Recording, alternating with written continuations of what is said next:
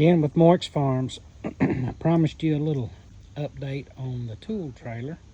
We've had a few acquisitions since I last posted about it. One is this little Coleman PowerMate 5000 generator that was donated to me. We got her up and running, making power. Does a really good job. Put it on a different cart, the one you see now with a couple of casters on it, and it'll power my compressor. It'll also power up to a point my plasma cutter and my MIG welder. I've got a couple of them in the trailer, but at any rate, does pretty good. And so we got a little Craftsman air compressor donated to us. Had a hole in it. We welded it up, and here she sits. Yeah, little power cord adapter to go from the 20 amp to 240 volt that the gym puts out to the 50 amp plugs that the welder uses. I've got a little MiG 200 Art Captain, little Art Captain Cut 55 plasma cutter, and a little suitcase welder that'll do TIG. Need to get a little gas for it, but they all function well, do well. Primarily just use flux cord wire on the MIG. However, it has the capability to do gas MIG. Built a few things, little hammer holders for my disc grinder and such. Welding helmet.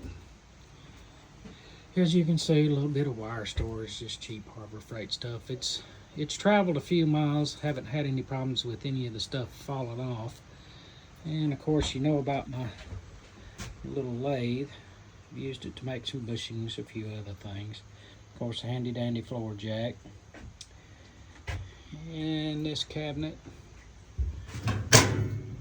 contains some of the tooling for the lathe. It's got bits for the Vevor drill, mag drill I have in the corner, which is used. It's been great, by the way. And some miscellaneous machine tooling, stuff to go with the lathe, drill bits, that sort of thing.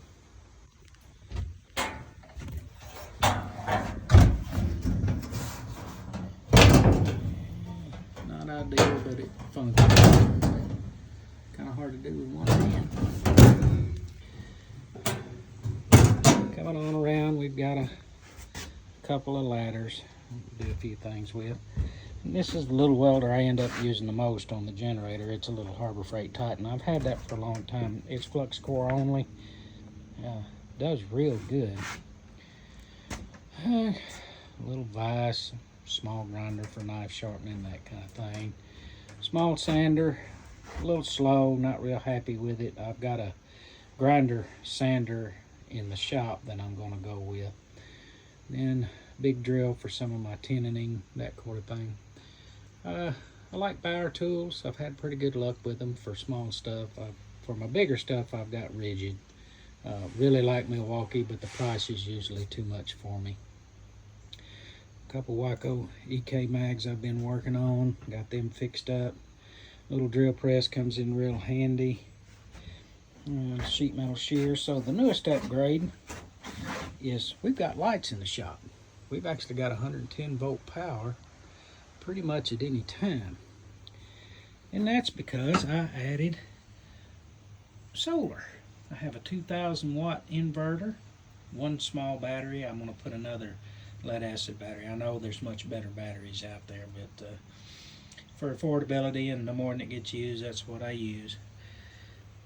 Very, very convenient. This shelf contains a lot of my box tools, tap and die sets, miscellaneous specialty tools, spring compressors, that sort of thing.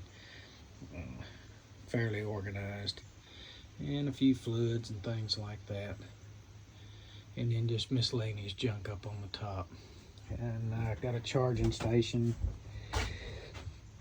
rigid impact driver. I've got a Wyrobi drill, and then of course all my Bauer stuff. Little charge controller for the solar cells, the solar panels that are on top. Really cheap, Amazon stuff. It's serving my purpose well. Gives me lights when I need them. You know, it it's keeping the battery up. So far it's done everything I've needed to do. It'll run the sander, it'll run the drill, does all the charging. It'll run the compressor, but it sucks the battery down so fast I need another battery on it, and it shuts off. But it will run it in a tide if I needed to air up a little bit. Just won't pump it all the way. Anyway, that's my little tool trailer, little update. Hope you enjoyed it.